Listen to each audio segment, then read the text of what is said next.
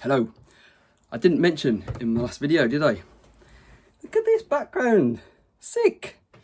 Fucking fairy lights. Sick.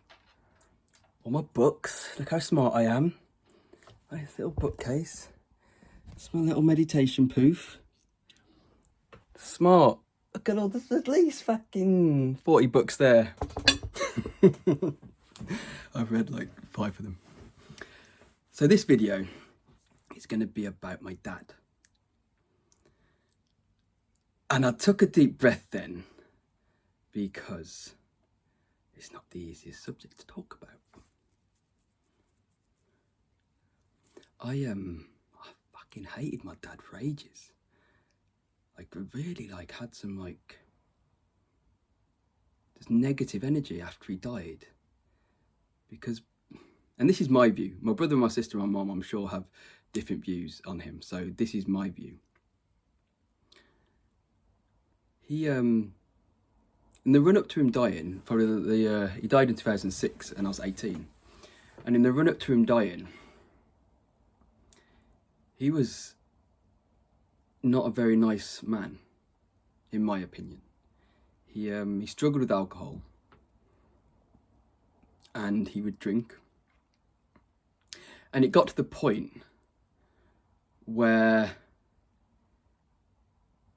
his drinking was like really bad. Like, that I could, if I was in my room and we have like a Yale lock, we had a Yale lock on our old house on the front door, I could tell the way he stepped on the porch and put his key in the front door, like that kind of like clicking noise of the Yale key going in the lock.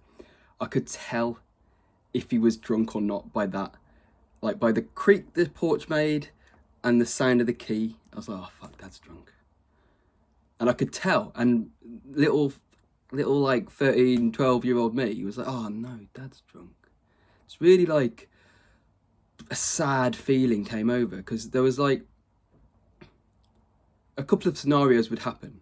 He could be like a couple of pints pissed, and actually he was quite a good guy then. He was quite funny, like you could have a laugh with him. But that was like definitely the minority of scenarios. He could either come back, and then the other two were like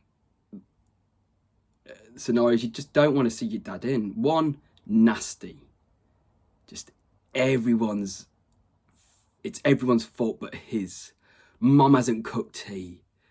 Mum hasn't cleaned the kitchen. The dogs are barking and there's hairs everywhere from the dogs and it's everyone's fault. And why haven't they cleaned up? You know, and like, it just come in and pick a fight. And I think my sister and my mum got it the worst. Me and my brother, I don't know, but it was Mum and Nina. Mum and my sister got it the worst. And this is my view and my memory. Like, he would just actively come home looking to be a mean cunt, like really fucking horrible. And then the other one where he'd just fucking come home and pass out on the sofa, and that was actually a bonus too, because then you didn't have to fucking deal with your shit.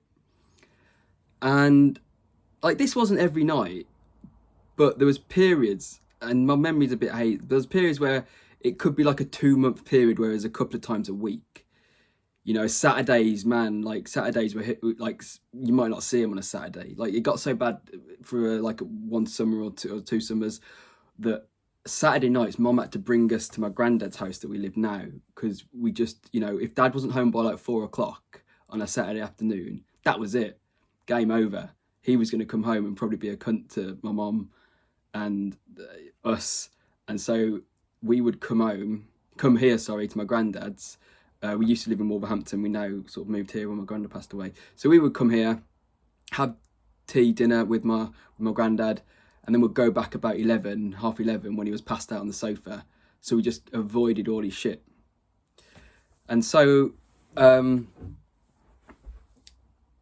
that's how he was.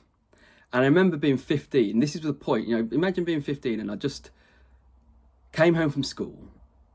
And this is the point I just gave up on him. I was just like, he's not going to change ever. And I was 15, I came home from school, and my dad worked night shifts. And the way my dad could drink and then get up for like either like a crazy night shift or like crazy early in the morning. So sometimes he had to be at work at like 5 a.m. and he would drink. The alarm would go off, boom, he was up. Man, that generation could fucking grind, and my dad was part of that. Anyway, I was 15, and so it wasn't unusual for me to come home with my dad's shift patterns and him to be in bed. And he was in bed, and I come home at like, I don't know, 3:45 or something like that. And he calls me in his room and he says, Jay, I've got like caught for drink driving.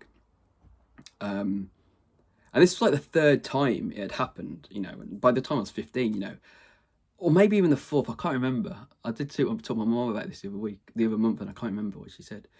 But anyway, it was a time where it was so many times that he could have got prison time for being caught drink driving. But the judge let him off because he had a family and he had responsibilities, and we needed his income. But what I thought, even as a 15-year-old, I remember this. I remember coming out of mum and dad's room and thinking, he's just got caught for drink driving. How embarrassed must my mum be for that? How embarrassed must we be? And I'll talk more about my embarrassment in a minute.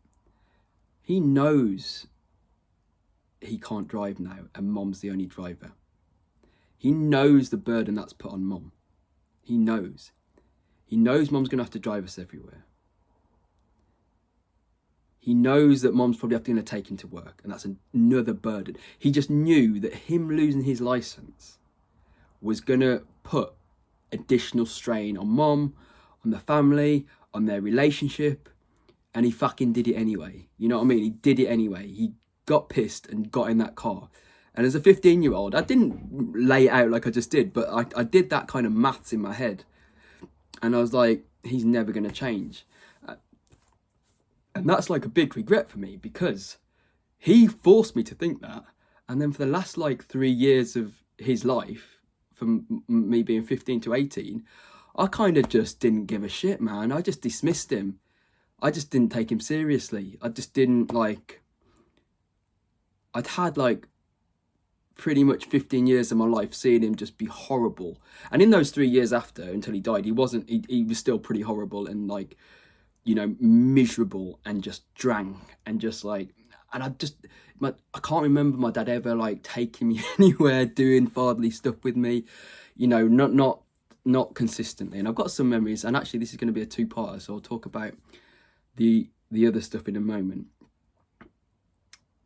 And it does get brighter, this story, but I needed to take it to the darkness of me just like having this man in my life who was supposed to be a father figure to me. And he was just...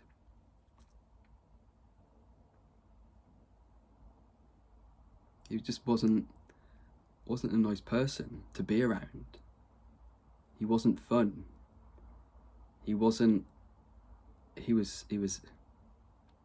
sad. He was really, really like sad inside his core, inside of him. And it was drinking that helped him escape. And it was drinking that pushed his family away from him. And it was drinking that meant like he didn't have a good relationship with his children. Me. I don't want to speak to my brother and sister.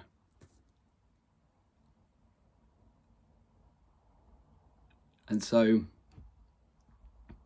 when he died at 15, when I was 18, sorry,